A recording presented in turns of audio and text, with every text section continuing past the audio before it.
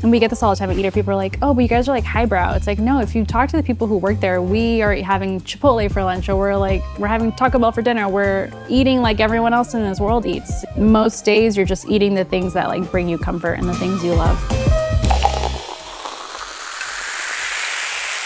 Welcome to the Stay Curious Show. I'm your host, J.W. Wiseman from Curious Elixirs. This is the show where we explore the intersection of business and culture through a sober, curious lens, and we're so excited to have Patty Diez from Eater here today. Thank you. For those that don't know, Eater is a publication that explores the food and restaurant scenes in cities across the country. And Patty has had deep experience both working in the hospitality industry and now covering it in journalism since 2015. It's my 9-year anniversary. And a lot of people don't know this, but there was a lot of overlap. Like Eater at the beginning for me was part-time, and I was working at Siddell's as a brunch maitre d', which is insane volume. Rebel, a like now closed Michelin-starred restaurant on the Bowery. I loved Rebel. And then Toro, and also unfortunately now closed Spanish restaurant that they still have a location in Boston. You know, tell me about the first place that you worked in hospitality. That was Toro. Even though I lied on the resume to get that job that I worked at. Pro tip. Yeah, truly. My cousin owned a restaurant in Miami, Red Koi, and I like put that I was like the hostess there. And they never checked. They never followed up on that. And sure enough, I got that like hostess interview, and that lasted probably 2 months. And mind you, Toro was like a very like highly anticipated opening, like a lot of the ones in New York can be, but it was from these one James Beard award-winning chef and another chef who had similar like accolades, but they were opening a Boston restaurant in New York. So at the time, I didn't know any of this. I thought this is just a restaurant that's opening. I didn't know anything about restaurants whatsoever. And then on the first day, Jamie, one of the chef owners, said, if you're not reading Eater, you need to start doing that like every single day. You need to just be like on top of industry news and like policy news and just like, there's a new minimum wage. This is like just news you need to know. And I was like, okay, eater.com, let me go check it out. And that just like, it blew my mind. So you steeped yourself in the food culture while you were just really dipping your toes into it. Yeah. And you went into like an upper echelon restaurant from the jump. Unknowingly. So I went to school for like communications. I wanted to write for TV. And it was like all summer's worth of not finding jobs and just doing like babysitting. And I was just like, here's a Craigslist listing for this restaurant. It was in the meatpacking. I lived in Stuytown. It was a very easy commute. I was like, let me just go. And I think I barely had an interview. They just kind of threw me into training. And it was wine tasting was the first day. And I'll never forget, someone said it tasted like whatever wine it was, that I can't remember. But he said the tasting note was like his grandmother's sweet potato Thanksgiving side. And I was like, I don't think that's right. The like beverage director, Sam, was like, all answers are right. Whatever this reminds you of is a acceptable answer. That job and those first few days just truly blew my mind. But I went from being a host and they were like, let's move you into the office. So I was doing reservations. Then I became like an event manager. And then the first 4 years at Eater, I was doing both. Or, you know, my Eater job was writing about these restaurants in a critical, not critical, but, you know, with like a raised eyebrow sort of way. But then the rest of my time, I was like that person who was kind of being watched by other media outlets. It was a funny dance. And there's a lot of working in restaurants that I do miss. I don't miss the like sort of double life, I don't think. I feel that. You know, we started Curious the same year as you started working at Eater in 2015. Wow. Yeah. And my first... Happy 9 years. Thank you. But it was the same thing. I was doing the double dance. Yeah. Because I was working on Daily Harvest, doing marketing at the same time that I was launching Curious. And that's how I afforded to do this without any investors and everything. It's just like, take the money from one, invest in the other. But I really like just focusing on one business now. Yeah, it's nice to put everything into like one sort of project at a time. I don't think I realized you were at Daily Harvest. Yes, and before that, Thrill List for 7 years. That I remember. Yeah, it was wild. But yeah, Daily Harvest, just running marketing there, and it was so fantastic working for Rachel Drury, the founder, because she was like, here's the target, what do you need? Mm-hmm. How do I take blockers away from things, you know, so that you can do what you need to do, which is exactly what a leader should do. Yeah. Have there been blockers in your lives that have been taken away that you're like, wow, this has been so helpful? I came into this conversation thinking that like alcohol was a blocker for me for a while. I feel like there was such a long part of my career where like whether I was working in service or wine retail, I worked at wine therapy for a bit, or writing about wine or writing about truly anything, that it just felt natural and like an obvious thing. And it's not to say that it blocked me from doing anything other than maybe like waking up early some days or whatever it was. But maybe 2 or 3 years ago when I was just like, I don't need to do this. It's not serving as much of like a joy or really anything as much as I think it used to. For a while I was like learning so much about wine when I worked at wine therapy, and I was learning, and you're also like kind of made to think that like a restaurant experience needs to have a glass of wine, or you have to have a cocktail to start or a cocktail to end, or you go to a bar afterward. But you don't. You don't. And it's perfectly fine to have like a glass of water or like seltzer or, soda and bitters or Curious number 4. And I think once I and this took a little bit of time, but once I had like more than the occasional dry January, I was like, I'm going to do a dry August. I'm going to do a few weeks. And it took like a retraining in my brain. But once I realized like it's not a requirement, whatever it was that I was feeling, I was like, I just don't feel like it. And I think that's totally okay. resonates. That totally resonates with me. And especially the rewiring your brain part. Yeah. Because it was a long shift for me. Yeah. Like when I first, was reevaluating my relationship with alcohol, at first I was like, okay, I'm going to take off 2 days a week, not drink anything. And because when I researched it, I was like, oh, the average human takes 30 hours to metabolize alcohol out of your system. Oh. So I was like, I'll reset my tolerance by taking off 48 hours. And that totally worked. Yeah. But what I found was, and that was back in the winter of 2012. Okay. So over the next couple of years, I was starting to drink less and less. I was like, okay, I'll take off 3 days. I'll take off 4 days. I'll take off 5 days. Okay, what happens if I take off a month? Yeah. It's basically just kind of like questioning myself on, Yeah. how does my body feel? How does my pocketbook feel? Just like more awareness. My best friend and I love a challenge. There was a while where we used to like have monthly challenges for each other. Amazing. There was sometimes silly things like you have to, I don't know, try that bar, your restaurant, the bar in your neighborhood you've been wanting to try. And so I always really liked kind of seeing if I could do this. And then I was like, oh, wait, I can't. And you'll have to deal with the people being like, oh, well, why aren't you drinking? It's like, just because. There doesn't have to be a reason, which I think people are slowly also starting to realize. I would say very slowly. Especially like I have a work happy hour later, and you always kind of get the question. But as long as you're holding something in your hand, it kind of feels like your emotional support. Absolutely. Prop. But yeah, it was definitely like a reframe. Me wanting to be more conscious of that decision, and like I don't want a glass of wine. Thank you, but I don't want one with my dinner. I think people are waking up to that. Yeah. Kind of like you said, slowly. Yeah. We've both been reevaluating our relationship with alcohol for years. Yeah. And now people are starting to kind of get hip to it. And they're like, oh, wow, I remember everything from last night and I have more energy. This is fantastic. And I think the whole point is that it is a relationship. Like just like we have relationships with like friends and loved ones and caffeine. Neighbors, yeah. Yeah. It's a relationship to the things that go into your body. It's like a relationship that I have with like yoga or any other movement that someone might do. And it's like, you have served your purpose. Thank you so much. And you will continue to serve your purpose. Like at a wine in a month or at a wedding in a month, I'm sure I'll have a glass of bubbles if I feel like it. But it evolves just like any other relationship. And I want to ask a question about sober curious culture. And when did you first notice that this was starting to become a thing in the hospitality world? In the hospitality world, so I will say none of the restaurants that I worked in, they didn't have like NA lists or like tiny sections or options. It was like, oh, would you like a Coca-Cola? I feel like there were 2 occasions where I went to see live music. One was at Rockwood, and one was at a venue in Long Island called Amityville Music Hall. And at both of those bars, seemingly divey, seemingly not trying to be anything, at Rockwood they had Curious, and at Amityville they had, oh my gosh, what's the water? Oh, Liquid Death. Thank you. Yes. And say what you will or say what I will about just like the beverage industry in general, but I think anything that's not alcohol, that's something that you can get at a place that you typically go for alcohol, to me seems great. If you can get something you can hold, again, that like emotional support prop that you're having a conversation and no one's being like, oh, I noticed you're not drinking, why is that? Anything that like doesn't open up the floor for that annoying question. But I think I started noticing it probably like 5 years ago.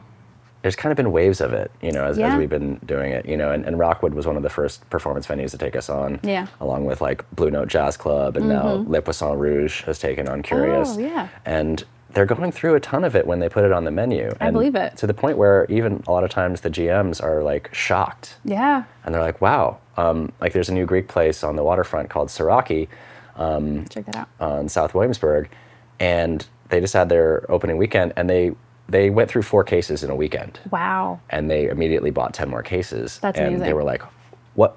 They didn't even realize that it was going to go like that. And I think a lot of places are just kind of a little bit slow on the uptake because Sure. they're so rooted in the fact like I don't really make that much money on my food. I've got to make money on booze, and it's like Yeah. no, I you gotta need to make mark up money these on wines. beverages. Yeah.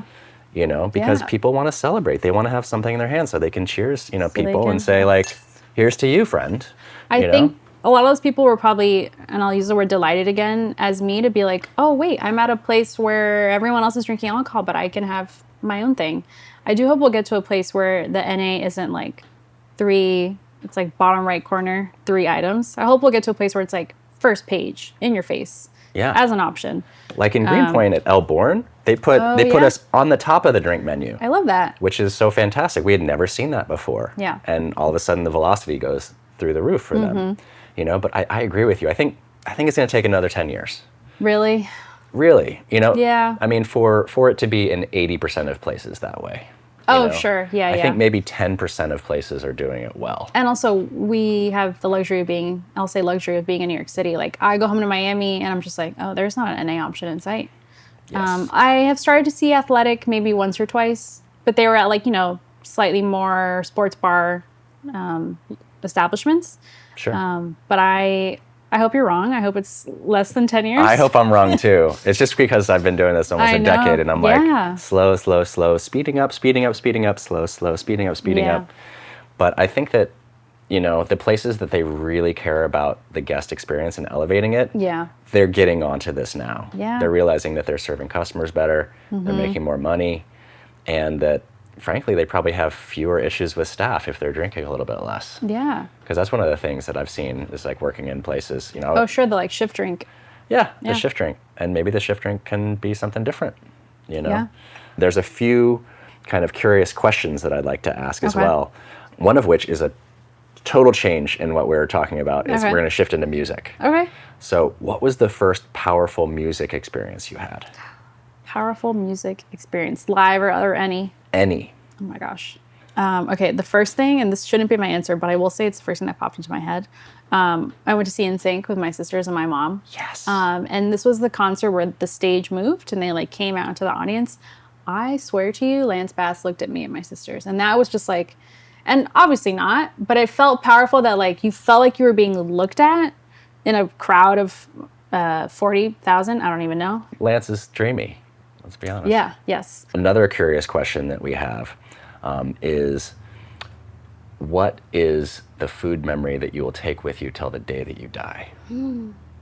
The first time I made a Spanish tortilla by myself. It's a dish I grew up eating. My dad makes it amazingly and expertly. This is the potato and egg. Yeah, the like Spanish omelet. I've never managed to find it, unfortunately, at a restaurant that like, I don't know, it's always like, it's not salty enough or the potato's undercooked.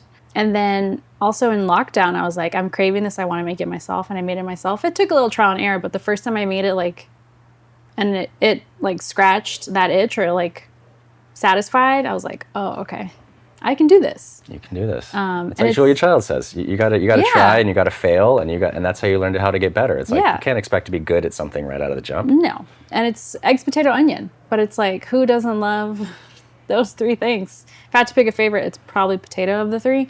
But that dish is just like such a comfort for me that being able to make it for myself and for the people that I love, like I've made it for my sisters, I've made my boyfriend eat it. That was a nice one for sure. One of the questions I love asking people is, what is your first food memory? I was thinking about this not too long ago. It definitely is. So my dad's from Spain, and we spent a lot of our youth kind of going to visit family. Grew up in Miami, and it seems so simple, but my aunt made like a tomato rice Also, I was thinking about this because I'm hosting a tomato dinner party on Saturday. And a friend of mine was talking about bringing a tomato fried rice. And I was like, oh my God. It was just like instant memory unlocked that my aunt would make a bowl of white rice. And she had like a homemade tomato sauce that she did like a volcano. Like she plated it in a fantastic way. The rice was like in a volcano. She would like top it with the tomato and like unveil it. And I was like 6 years old. And I was like, this is incredible. But it was rice and tomato sauce. And then there were like, she would make fried eggs, or there would be bread, and there was just like a whole Spanish spread of meats and cheese and whatnot. But that to me was like the star. Wow. Yeah. It reminds me that, so often we eat with our eyes first. And so she had this visual presentation that just you were 6 years old around. Yeah. That just like kind of blew your mind. Yeah. And mind you, it was my first time, or at least the first time that I remembered being in Spain. I think I went when I was like an infant. And you would think that I would be more impressed by, I don't know, a suckling pig. But I was, again, 6 years old, and that was, it blew my mind. And it makes sense that we feel such joy when there's like a tableside Caesar, like a tableside baked Alaska. It's just nice to have that wow factor. Tableside preparations is something that has kind of come back into vogue a little bit, particularly in New York City. Can you tell us a little bit about how you've seen restaurants change in terms of like the theatricality over the years? Yeah, at Eater we talk a lot about nostalgia and how every trend now seems to be rooted in like 90s or 80s or earlier than that. I always remember a meal at Carbone. This was probably 10 years ago. I was working for the company at the time. And it was just like, it felt like dinner theater. The server told me midway through the meal that he's like a Sinatra impersonator when he's not working at Carbone. And so he was an actor, which a lot of the industry, as you know, is. Sure. Or can be. And I remember leaving and being like, I feel like I just attended dinner theater. Like the food was great, but the like feeling I got from just like, he came and sat down next to us, he like opens the menu with you, it felt very like performative in a way that I hadn't seen. And which now I realize that group is kind of known for. And I think it's like, it's not as common, I would say. I feel like there's definitely places in New York and everywhere that kind of lean into it. Yeah, we wrote about maximalist dining at Eater a year ago. And so there definitely seem to be places that are like inching back into it. But I don't think I've seen it like expand or have a resurgence quite as much yet. Right. It feels like places, at least to me, they'll have that as kind of an undercurrent. It's not like they're going for, the sparklers with bottle service and stuff like that in a fine dining. But when they come and they sit next to you at a place, it does feel kind of nice. I think that Gracious Hospitality, who runs Cote and Coco Dac, they do a good job of this as well. Great job. They were one of the first, Michelin star places to carry Curious, and they kind of immediately saw that, oh wow, we need to have highbrow options for people that are non-alcoholic. But they do the same thing with their platters of fried chicken now at Coco Dac, and things are like unveiled. I mean, the chicken comes in a bucket. It's on like, I remember like a little cake stand. Every detail in that group similarly feels like it's just thought about. Which I realize that there are people who don't notice those things. The other day I was home in Miami. I went to Bouchon, the like Thomas Keller bistro. There's a new one in Coral Gables, and it was me and my mom, and I went up to go to the bathroom, and I was like, Mom, I bet they're gonna fold my napkin. She's like, what are you talking about? And so I get up, and I come back, and she's like, how did you know that? I was like, this is just the kind of place where I know, and they like pick the napkin up, and there's just like a little bit of a dance with it. Yeah. And it's this most simple thing that I know half the diners, maybe less than half, realize, but I notice it, and it's a nice feeling. I so appreciate it too. I was at Le Crocodile the other day, and I had a similar feeling when I went to go to the bathroom, and I put my napkin, on the chair, and they refolded it in their specific way. Yeah. And it was so specific, and it's a nice touch. It's nice, and it's nice that they have kind of these protocols that make you feel kind of, I don't know, safe and seen. Yeah, taken care of. I went to another new restaurant, Lola's, in like Nomad. I ordered an athletic beer, and my boyfriend ordered something from the NA list. And I loved that, like, they wanted to send us something, because I made the reservation through a friend. But they, like, noticed not to send us, like, a splash of bubbles. They sent, like, a dessert. I feel like any other restaurant, they would have sent, like, a splash of wine to, like, greet a guest. But they just noticed, like, okay, maybe these people aren't drinking. It's just nice that someone's caring and watching, and not a creepy way.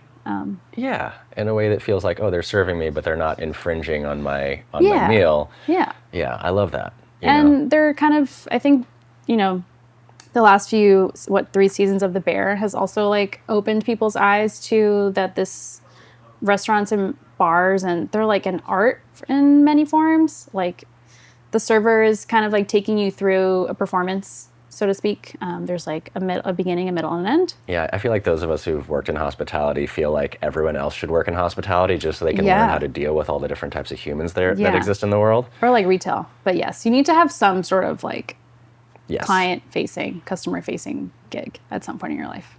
Yeah, I think it helps you grow as a person. Yeah. And, and also just have humility, because so many of us are served very well for our entire lives, and we don't realize how much effort goes into it. It's a staggering amount. It takes so much energy, and that's why generally, you get tipped well, and you make a pretty good dollar per hour when it comes down to it in hospitality. But it's hard. Very hard. Yeah, my dad. I mean, I think credit to both of my parents. My dad was a waiter on a cruise ship for 10 years, and he'll talk about it to this day.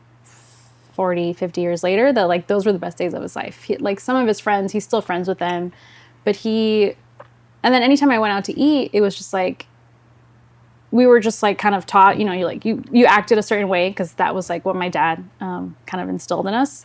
My mom as well, but it was just like, you want to be kind to your server. My mom always asked for their name. They'd be like, oh, my name is David, I'm here to serve you. She'd be like, okay, David. And I was just like, it's something I do now, which is like, it seems again small, but I think if you and the server are going to spend an hour and a half together, why not make it as pleasant as it can be? And it takes both parties to be on board to like be pleasant, but I think you'll find that like it's easy to be nice to nice people. And if someone's being nice to you and it's like, okay, well, what am I going to do? Be terrible back? No, probably not, unless the day is bad. Yeah, but you're just hoping that they're going to be a human being, and you're going to be a human being in response. Exactly. What was one of your favorite shows, growing up?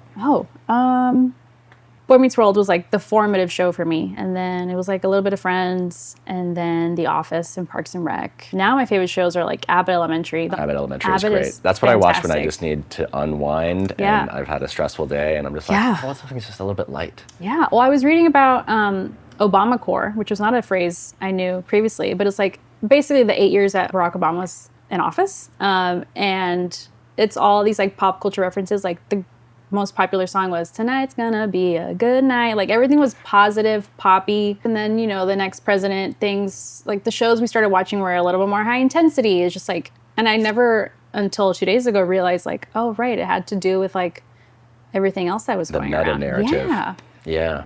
And how do you feel like that has changed, in terms of like the culture that you cover, like in terms of hospitality? How have things shifted?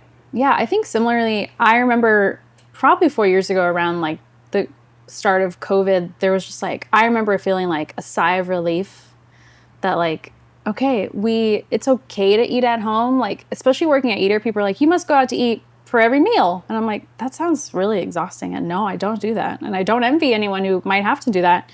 And I think there was just like a little less pressure to like keep up with the trends and the things. And now we have, of course, like TikTok cooking trends, but it's a little different.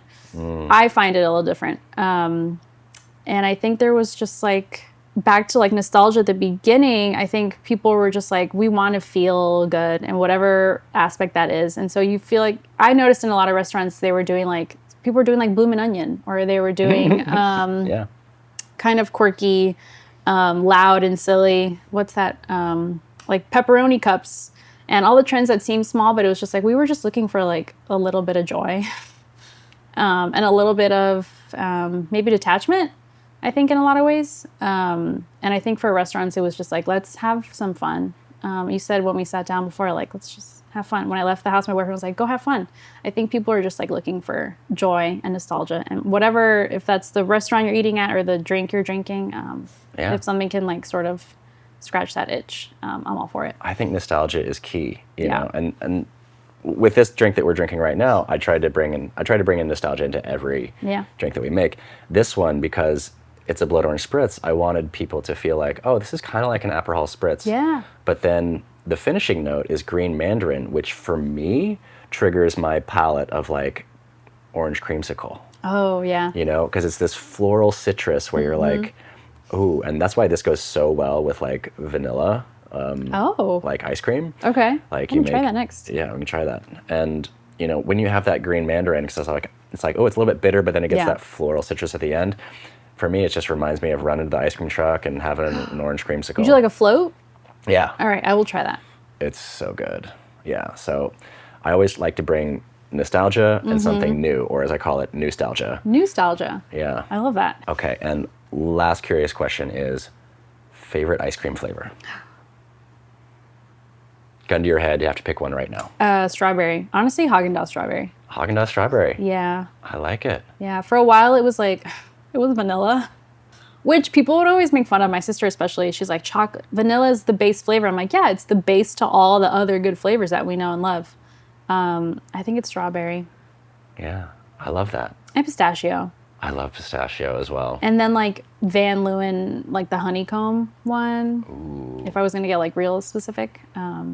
I love all ice creams is maybe what I should say. This is why you work in food journalism, because it's like me. It's so hard to pick just one. Yeah, and I think one thing, this is like a delayed answer to a question about like something that I have noticed changing in food media is that like, and we get this all the time at Eater, people are like, oh, but you guys are like highbrow. It's like, no, if you talk to the people who work there, we are having Chipotle for lunch, or we're having Taco Bell for dinner. We're eating like everyone else in this world eats. So yes, you're having special occasion meals out, or you're trying the new places, but most days you're just eating the things that like bring you comfort and the things you love, whether that you're making them yourself or you're getting them takeout. And you love the like Ben and Jerry's ice creams. You love all the things that everyone else loves. Yeah. We don't have like refined palates. We're not like Top Chef judges. I mean, I don't want to say my colleagues don't have refined palates. I'm sure a lot of them do, but we're not like any other.